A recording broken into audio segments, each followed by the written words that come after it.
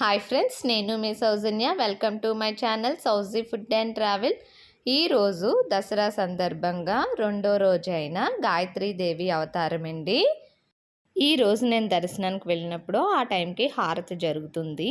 కొన్ని video clips మీకోసం తీశాను.